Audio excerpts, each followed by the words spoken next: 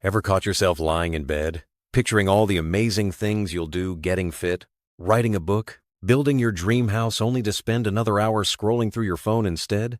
I swear, if dreaming counted as exercise, I'd have six-pack abs by now.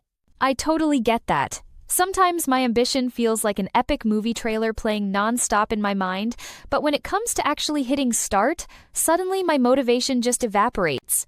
It's like my brain is binge-watching my own potential but never gets past the opening credits. That is so familiar. And somehow, the more time we spend imagining how incredible our lives could be, the harder it feels to take even a tiny step toward making any of it real. Exactly. It's weird, almost like the bigger the dream, the heavier it gets to carry. I mean, why is it always easier to plan than to actually do something? Speaking of epic daydreams, let me tell you about Leo. He lives in this tiny hut, but oh man, his mental blueprints are so next level. In his head, he's already got a grand library, a glorious kitchen, a porch where he can sip morning coffee in the Sunday, the works. You know, I've definitely been there mapping out every little detail of a project before even picking up a pen. Leo sounds like the ultimate visionary, just stuck at the vision part. Totally.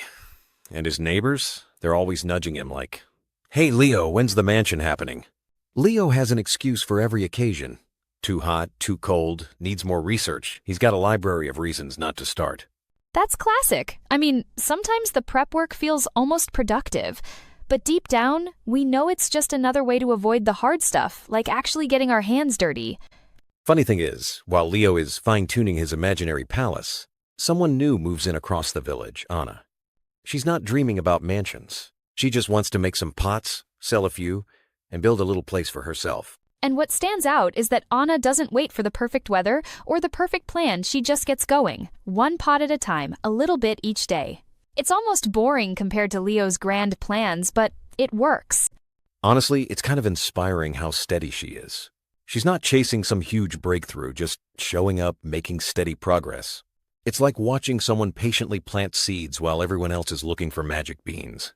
That's a great image. It makes you realize how much value there is in just starting small, even if it feels unimpressive at first.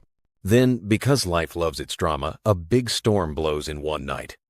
Leo's hut stands no chance. His precious blueprints? Soaked and ruined. He's left shivering, watching everything he'd built in his mind literally wash away. What gets me is how all his years of planning couldn't protect him from real-world chaos. But Anna's little house, built one step at a time, is cozy and solid. She might not have dreamed big, but she actually built something real. And that moment, Leo standing in the rain, seeing Anna's warm light across the village, it just hits. All those small, consistent efforts paid off, while all his grand ideas stayed stuck in the clouds. It's a tough lesson, but kind of freeing too. It's not about having the flashiest dreams. It's about actually picking up a brick and doing the work, even on days when you don't feel like it. That actually makes me wonder how many of us are sitting on our own blueprints, waiting for everything to be perfect. Instead of thinking mansion, maybe we need to focus on our one brick for today. Oh, for sure. Sometimes the only way to trick myself into starting is to make the first step ridiculously small. Like, write 100 words, not a whole chapter. Or just lace up my sneakers. Instead of planning a marathon.